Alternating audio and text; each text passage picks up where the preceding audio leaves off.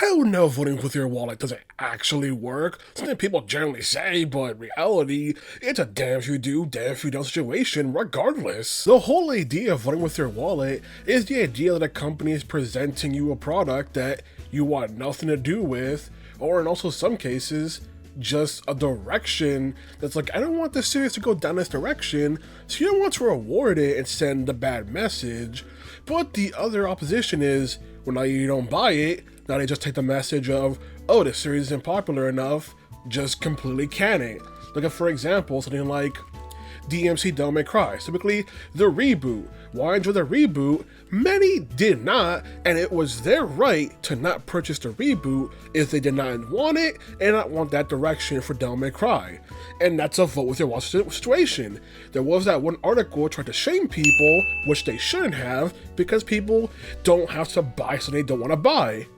But then the problem came where, because it didn't sell well, Capcom just kind of stopped with Devil May Cry for several years. Yeah, down the line, we got the Reboot Definitive Edition, Devil May Cry 4 Special Edition, Devil May Cry 5, Devil May Cry 5 Special Edition.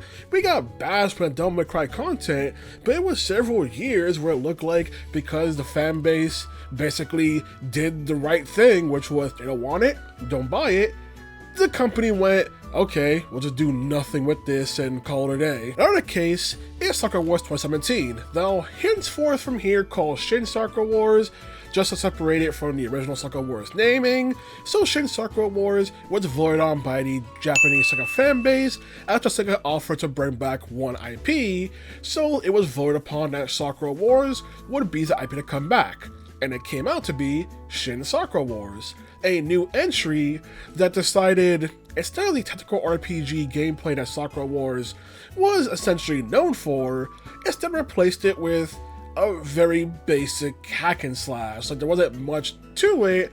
It's just like, hey, here's a basic hack and slash, and it's a weird thing. It's like, in a day and age where more people are playing tactical RPGs, you would think you would keep the original gameplay style. Another issue is also certain aspects where the dating sim aspects were also altered, where it's like, oh, you do have kind of a calendar-ish kind of thing, or a timer some amount of time, but instead, one of your main ways to help increase affection is to essentially just repeat the story mission, but I have a different character assisting you, because rather than having everyone assemble for the mission, it's generally just one character picked, and then, okay, and they can redo the mission, but now this person's with you to get affinity with them. It's like, this is a grindy way of trying to handle an affinity system. And then there's the big controversy around the game that happened that pissed off. If you were a longtime fan of Sakura Wars, which is mostly Japanese fan base, because we only ever had 2 Sakura Wars games localized, so I want to be a bit of a spoiler, so here's a spoiler warnings, because at this time we're going to hit a spoiler. Alright, okay, good. They essentially took all the old characters from the franchise and just fridged them all. They just had them do some suicide mission off screen and are essentially in some limbo state where no one really knows what's going on with them. Which, listen, having new characters is one thing, which just Sakura Wars generally tends to do, but saying the characters are now basically did some suicide mission off screen and are potentially dead is incredibly stupid.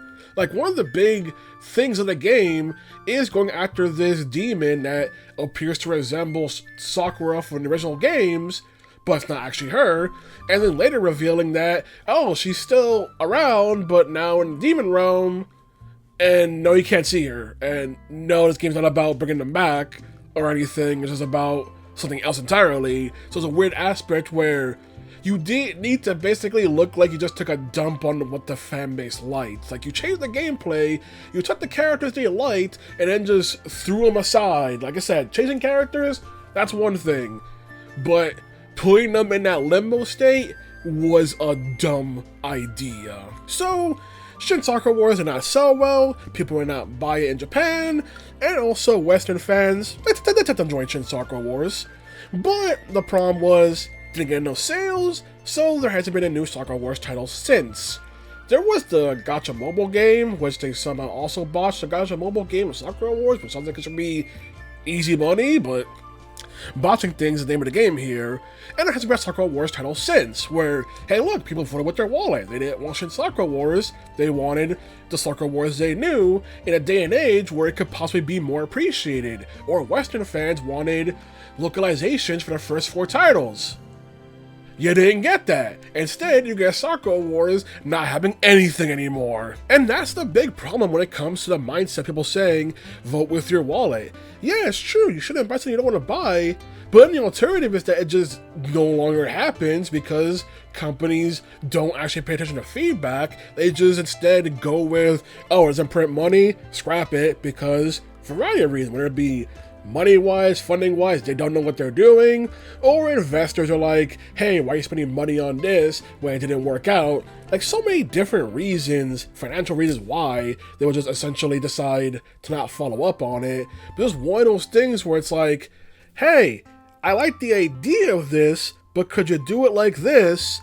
But they don't get that message. Instead, they just get the all or nothing mentality. It's a constant thing that I've seen where some developers occasionally mention how if this game doesn't do well, then it puts a jeopardy on the franchise or even the company as a whole, but that's pretty much just the norm when it comes to business, that yes, it doesn't do well, it could spell bad things for the IP or the people behind them. I think until Devil May Cry 4 Special Edition, where they mention how the sales of it will dictate the series, which people are like, why would they say such a thing and kill the fans?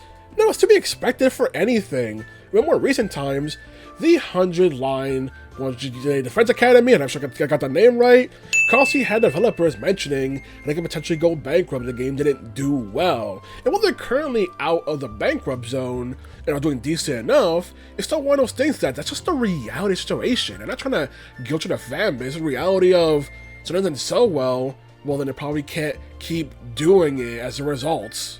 And that's kind of one entire thing where some people are like, oh, they like the D100 line and want to port to like PlayStation or Xbox or PC never got one, but PlayStation, Xbox, and developers aren't interested in it. Before was they don't have enough money for it, but now it's just they're rather focused on Switch and Switch 2, which some people have issues with as well. Nothing I mentioned before is also when some games don't get ports and remasters.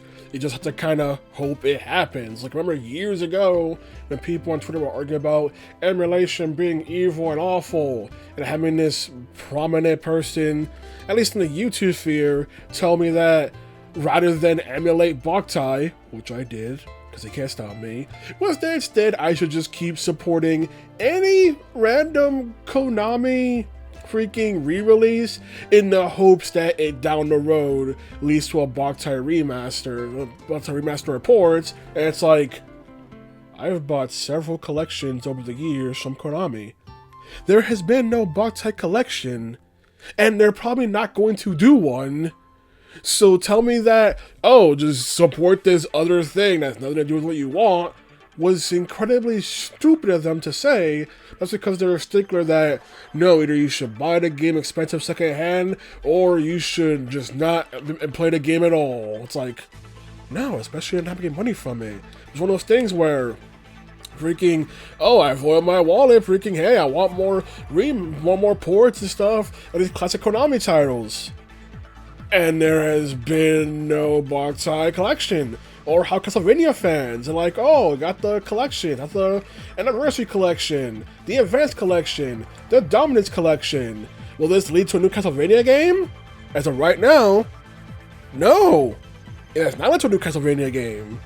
It's one of those things where should people just blindly keep buying it if they're not particularly interested in it? Like, I'm assuming they're buying the collections because they at least want the games in them. It's one of those things where it's like, hey, are they gonna do this? And the answer is probably they have no interest in new Castlevania, despite seeing the demand that people have for the Castlevania. How about the fact that you yourself may vote with your wallet, and then someone else may just outvote you? Like how there are many things in gaming that people generally don't like. They don't like microtransactions. They don't like the way companies handle DLC or the 3-day early special editions or various special editions, stuff like that. Or some people don't like the recent trend of constantly remaking titles and everything. And while you may vote with your wallet, someone else could vote even louder than you. Someone else could buy that big deluxe edition of a remake that gives them 3-day early access to all the DLCs and stuff included.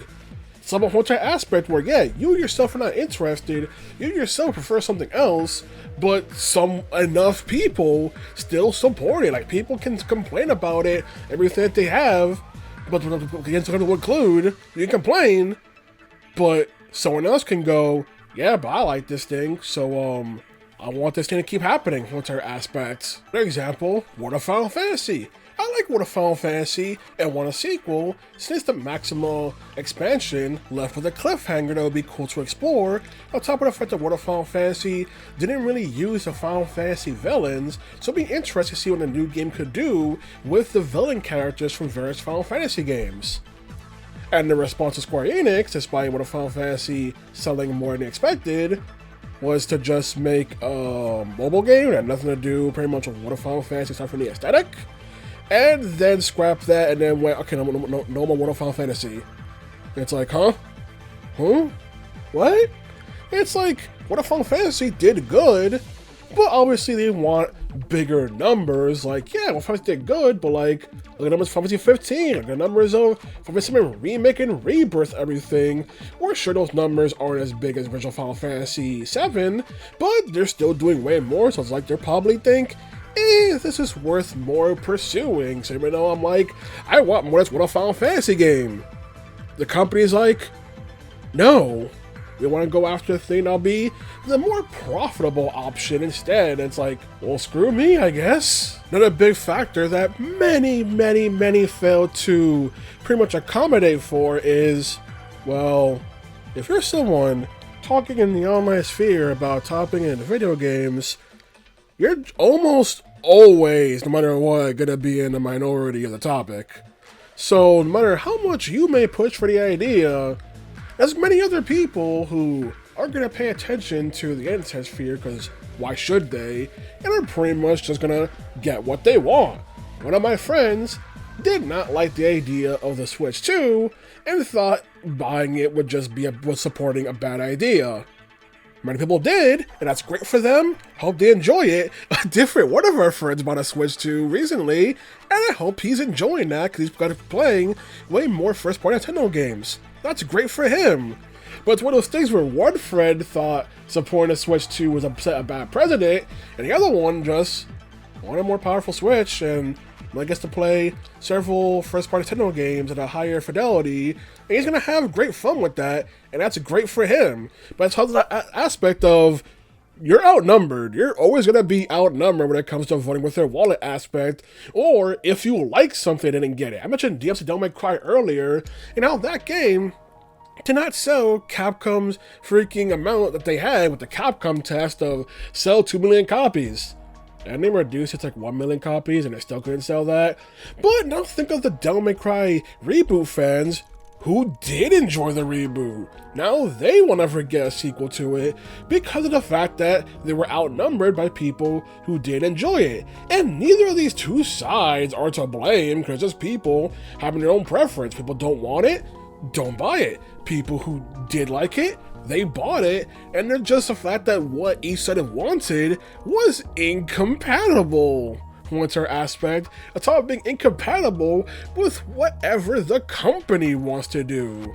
Or also, like, recently, you have Yakuza, it's like, oh, they're making Kiwami 3 and everything. Some people don't want that for a variety of reasons. Some do it criminal activity, but it's a fact of they're Yakuza fans who want more Judgment titles. They're like, oh, I like Judgment, I like Lost Judgment, we're gonna make a third title. And then Sega's pretty much like, yeah, I'm kind of done with Judgment. It's gonna be like a cool little 2-part thing, but that's about it. We didn't really want to make it like its own continuing series along with the franchise. Which one is weird, since Judgment was poised to be like continuing the action combat of Yakuza when Yakuza Like a Dragon dropped the action combat for turn-based RPG.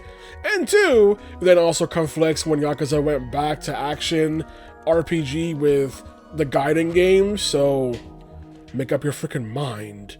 Plus the whole entire aspect where people wanted Judgment and Lost Judgment, there were successes, everything, but now they can't get more because Sega doesn't want to do more of that. Or how Yakuza didn't have a good foothold in the West until Sony paid for localizing Yakuza 5, and then, oh, now Yakuza has become way more popular franchise internationally for Sega, and that's great. And the end reward is the Kiwami games that, okay, I don't like Kiwami 1 and 2, but it's different reasons than people who prefer the OG versions of those games.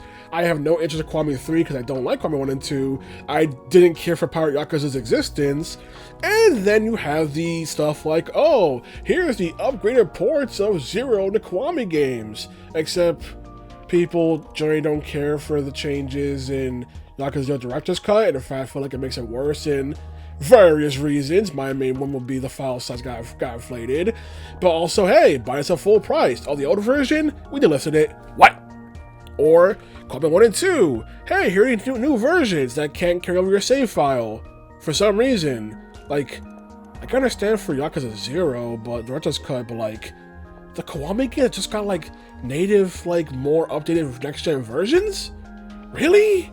And it's like, great, you voted with your wallet to help me Yakuza to a big franchise, and down the road, it led to the company saying, go F yourself. You know, when I recorded this bit with the Yakuza thing, I thought it got metaphorical, oh, it led to an F you down the road, but with this whole entire post from the official account, trying to say that they listened to feedback when they clearly didn't at all, or the fact that people are saying the Yakuza collection on Steam is a package on a bundle, which I didn't even know there was a difference until now, because I wrote, for example, like Quantum Break, it's like, oh, I own Quantum Break, here's this bundle of other narrative games, and you can see here, it will remove Quantum Break from it for the price tag of it since I already own it, but apparently that does not count for packages, which you have to pay for everything included, even if you already own it.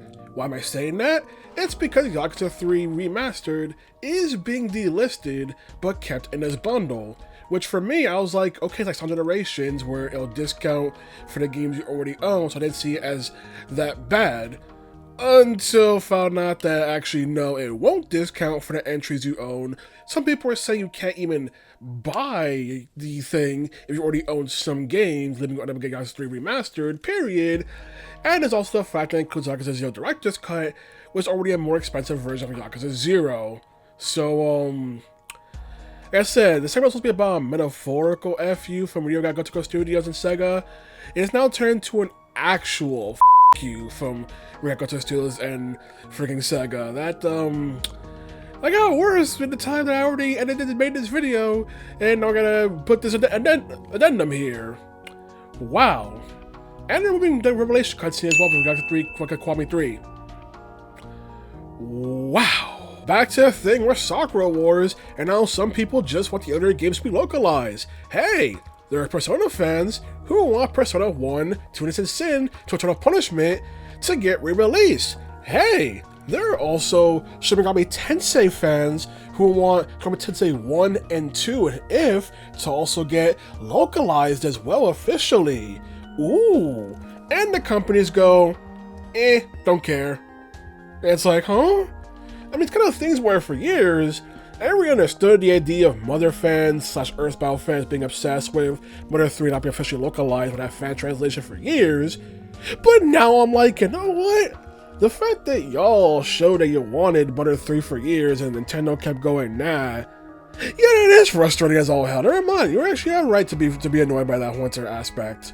This is one of those things where you show the company the money, and then they go, nah, we got it. You want other sequels? Like, no, can go back to other games? You want this other spin-off? No, go back to other games. We can just get ports of those and all that.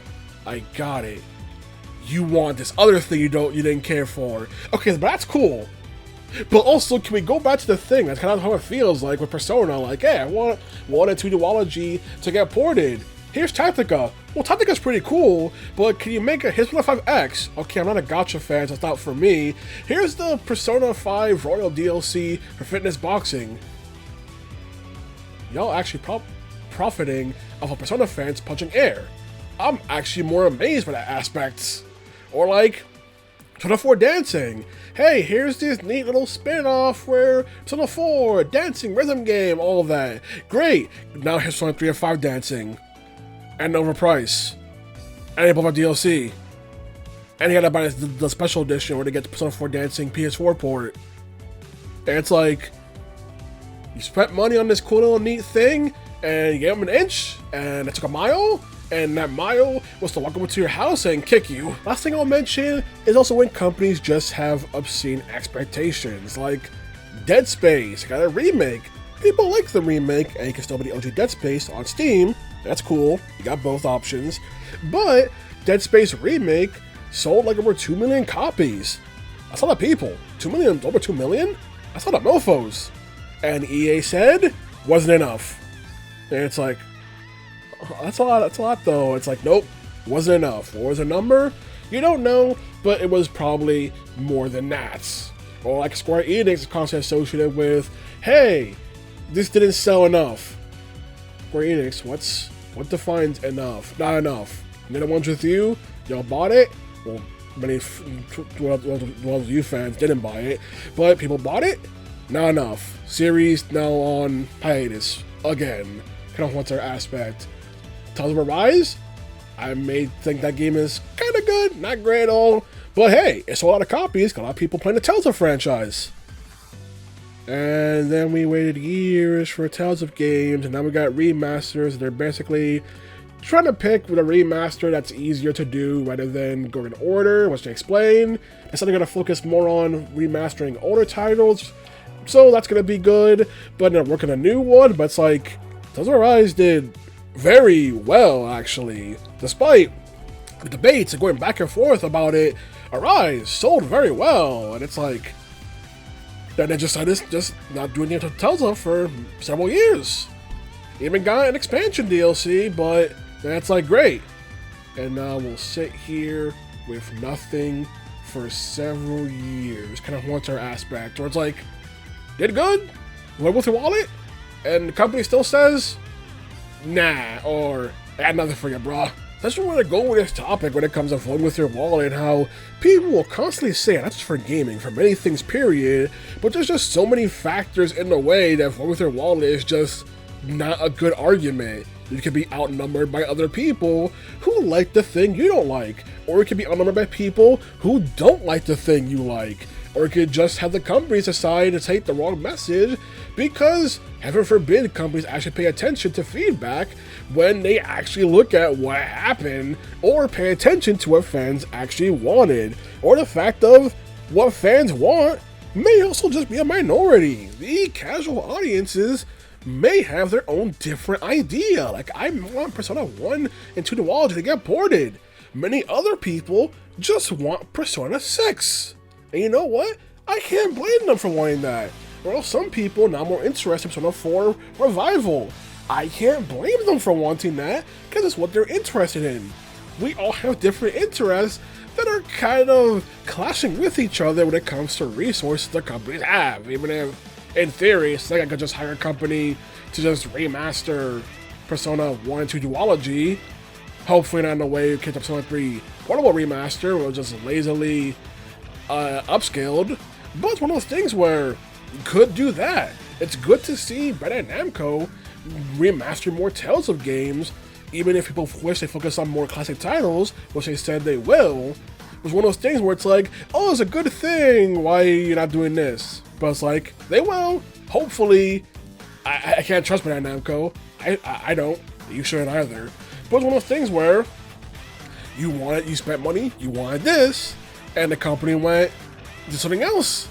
The system's always been rigged against you. Voting with your wallet never actually mattered because you can't control what the company does is the problem. Or how the fan base larger than you does. Like I mentioned, microtransactions, all this stuff that people say they don't like. There's too many people out there who will spend money and will outnumber you. That's what I want to talk about, the entire aspect of vote with your wallet. So go out there, play games you enjoy. I can't even say void with your wallet. I'm not sure how to even segue with this, because I want to talk about void with your wallet, something you can't win against. But at least just buy the things you enjoy and particularly are comfortable with, and don't feel like it's a buy something just because the franchise will die because of it. If it died, oh well. Embrace that it existed rather than being upset that it's gone. That's all I can really say. Kind of a downer note, but like, I can't really think about I don't think what I'd really say it. Alrighty then, good day. So I like Dead Space, and I played all 3 of the games, 2 being my absolute favorite. Now imagine how I felt when Dead Space Remake got announced. I was so excited and for the potential of a Dead Space 2 remake. Now Dead Space 1 Remake definitely sold well, at least to my opinion, it sold well. But according to EA, no, it didn't. And guess what? Even though a lot of people opened their wallets, including me, and bought Dead Space Remake, EA decided, nah, it wasn't profitable enough, and they decided to shelve Dead Space, aka no Dead Space 2 remake. So I'll go fuck myself, because the remake that I was looking forward to the most from my favorite game out of the trilogy is never gonna happen, at least as of now, is never gonna fucking happen. What are you doing, EA? Come on now! After the Mass Effect trilogy ended, and even though 3 was kind of a controversial hit or miss type thing with the general audience, we got Andromeda. Now, I remember when this was announced back in 2016, the game eventually came out in 2017, but I remember when this was announced, when they dropped the trailer on N7 Day and all that, and we thought, oh my god, are we gonna continue with Shepard? Like, are we going with the, Destroy ending where the Shepard lives? Like, what's happening here? But no, Andromeda is an entirely different story, and if I recall correctly, because it's been quite a while, I think Andromeda takes place...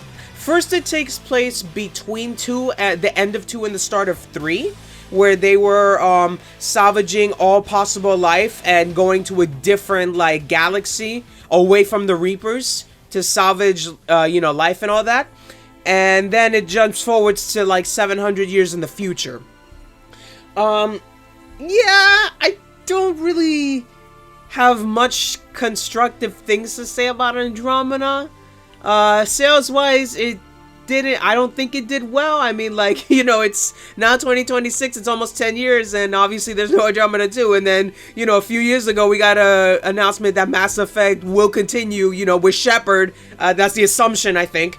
So we are getting, I guess, a true Mass Effect 4, but Andromeda kind of like came and went, and I think it was plagued with a bunch of things, and mostly from, I'm just going to speak on myself. I don't know what the general consensus is, but speaking for myself, I tried to be open-minded. I tried to give it a shot, but I was too attached to the trilogy, and like, I just didn't care for any of the cast members in Andromeda. I tried to like them. I tried to get attached, try to immerse myself in that world, but it's...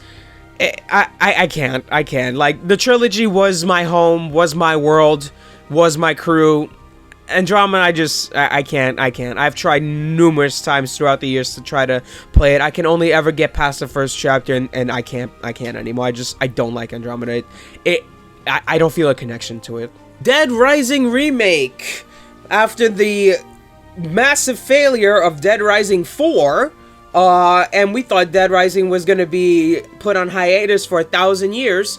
Turns out, Capcom decided, let's try our hand, let's give Dead Rising a chance at the remake spot, because they were doing that with the Resident Evil games. So they decided to give Dead Rising a shot, and wow, I am impressed. Now, I played Dead Rising 1 Original very late, but I definitely love Dead Rising 1 Original, and Dead Rising Remake, I was very impressed with it. A few things were changed here and there, but it doesn't change the core element of the game. I still liked it. I felt it was a good remake. I still felt the same way about the story. It was perfect. I liked it. And now we're getting a Dead Rising 2, but I'm a little lost here because I was assuming we're getting a Dead Rising 2 remake, which I'm all for, because Dead Rising 2 was my first Dead Rising game, and I would love to play as Chuck Green again.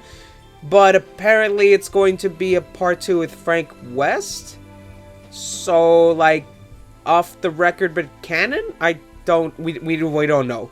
But, yeah, Dead Rising Remake was a success, so Capcom took note of that, and now we have a Dead Rising 2 asterisk. on the way. So the original makers of Left 4 Dead, Turtle Rock Studios, announced their game way back when called Back 4 Blood, which is heavily obviously inspired by Left 4 Dead and other things, and you know, everybody including me was excited like, oh my god, we got like sort of a new Left 4 Dead-ish thing. And then Back 4 Blood came and went, and yeah, it didn't last long. I don't really know what happened. I mean, like, I played it for a bit, but yeah, it didn't feel the same. I mean, obviously it's not going to feel the same. It's not the same game. It's not Left 4 Dead 3. But, like, you know, I didn't feel anything about it. And I guess the general consensus was also that they didn't feel much about it because no new content, and I guess they moved on to another project or something. But yeah, I mean, maybe they should have done Left 4 Dead 3, or I don't know what the situation is at Valve. You know, Gabe can't count to 3. But yeah, Back 4 Blood came and went, and GG. Now, Darkstalkers is in purgatory hell from Capcom. That was a popular fighting game way back when, and including me, I also like Darkstalkers. I had played one of the ones on the PSP, the Chaos Tower, I think? Chaos Chronicle, whatever. One of them. It was one of them on the PSP. And, you know, Darkstalkers is a pretty cool game. And I remember there was demand, well, the fans demanded or wanted more Darkstalkers, so I think this was 2014? I don't recall specifically, when Capcom decided, alright, we're gonna bring Darkstalkers back, and then it came, and then it went, and, you know, all the people that were like, hey, we wanted Darkstalkers, Capcom gave them what they wanted, and, I guess it didn't sell well, and now here we are today, and Darkstalkers is just MIA. Whoopsies! You guys asked, they delivered, but then you didn't meet their expectations, even though you were the one asking for it. Oh dear. See, this is one of the instances where you really can't blame the company for that, because the fans wanted it, the company said, here you go, and then the fans were like, nah. So, yeah, as of this moment, rip Darkstalkers. Now, Dead Space 3 was a bit of a controversial game. Like, the story itself was okay, but again, like, 2 I felt was the pinnacle of the Dead Space saga. 3 was, like, not Dead Space-y. And again, with the DLC that ends on a cliffhanger, because they were like, oh yeah, you know, we're confident we're gonna do a Dead Space 4, but then, you know, the sales numbers and the reception for Dead Space 3 showed, and then EA was like, never mind, we're not doing a Dead Space 4. Instead, they did Dead Space Remake, but then, oh wow, it didn't match our sales, and no Dead Space 2 Remake.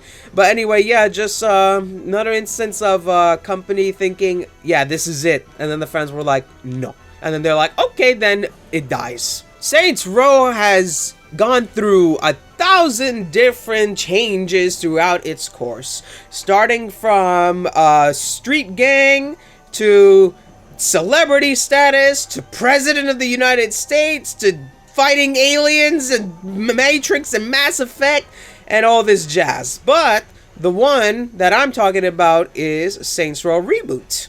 Now, it tried to be its, I guess, current day iteration of the Saints.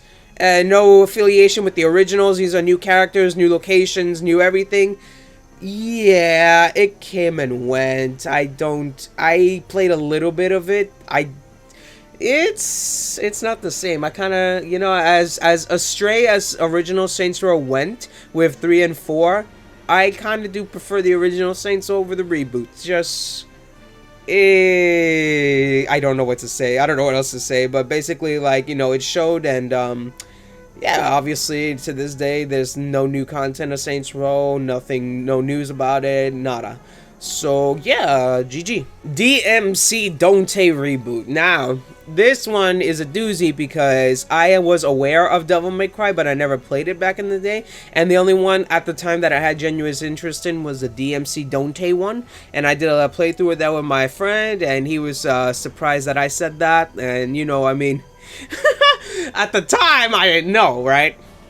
But I mean, I enjoyed it. It was still fun regardless, but you know, I can see why there was not really much demand for DMC Dante 2, because, you know, the original one is more beloved. I would assume so. I haven't really played the originals. I watched a friend play 5.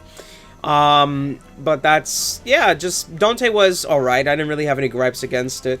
I mean, I understand it is a slap in the face, like when the mop goes on his head and, you know, he kind of resembles original Dante and then he's like, never in a million years. I get that. I wasn't a DMC fan at the time, and even to me that felt like a slap in the face, so I understand where they're coming from. Because when the dev team were being hostile, I guess it would make sense to be wary and feel like anything in the game potentially could be used as them being a big middle finger to the fan base. But there's one scene early on where Dante says,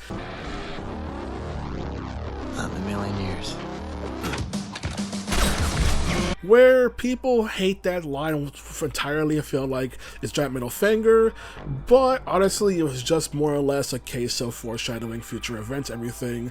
So it feels weird it gets singled out. I understand why it's singled out, but it's a case of developers may not necessarily have been trying to be hostile in that scene, and more so they had an idea, but because of, you know, the hostility before the game came out, people will take anything in the game as one massive pretty much attempt to just make people be angry. But yeah, I didn't mind the Dante reboot, but obviously I don't think we're ever gonna get a Dante 2. Now this one hurts me the most. Mega Man Maverick Hunter X. I loved playing that as a kid. That was my childhood. I played the crap out of that on my PSP. Oh my god. And I wasn't like, you know, aware of numbered games on all this. I just picked whatever looked nice to me, so I wasn't aware at that time that Maverick Hunter X was a remake of X1. I thought it was like its own game, but wow, Maverick Hunter X was a fucking beautiful game. Fucking beautiful. The soundtrack, the gameplay, everything about it was fucking amazing. And apparently, I guess Capcom decided it didn't do that well, and that was the only one we ever got. We never got a Maverick Hunter X2, etc., etc. And that's really saddening to me because I loved the hell out of Maverick Hunter X. That was so fun. That was so fun. I still remember hearing the fucking voice clips and all that every time I would spam the supers. Rolling Shield! Something Tornado. It's been a while. I kind of forgot the rest of them, but like, Shotgun Ice! Yeah, I loved using all the abilities. I love the different levels, the different bosses. It was very cool. I liked it. I just wish it did well according to Capcom standards to get a Maverick Hunter X2. That would have been cool. Dragon Ball GT Transformation, technically the Legacy of Goku 4, was the last game in the Legacy of Goku series. Now, even though the name was altered, like Boost Fury, which is technically the Legacy of Goku 3, this game did not do well, because the thing is that I believe it was in a magazine, or I remember I saw it somewhere, but this was mentioned as a two-parter game. So GT Transformation being covering the start of the GT saga all the way to the end of the Baby saga, and then we were supposed to get GT Transformation 2, which would cover the Super 17 arc and Omega Shenron arc. However, because of how badly GT Transformation sold, they scrapped GT Transformation 2 altogether.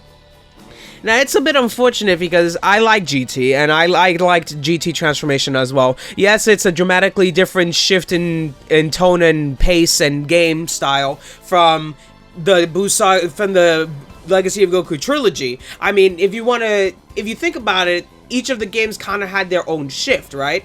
Legacy of Goku 1 was literally dog shit. Legacy of Goku 2 was much better and played way better, and I felt smoother in my opinion. Boost Fury kind of like took away some of the smoothness from Legacy of Goku 2, but still played decent enough. Then GT Transformation is like an entirely new engine, I want to say, because it definitely does not play like the previous games, but it was still enjoyable nonetheless. I enjoyed going around, you know, fighting, using my abilities and whatnot.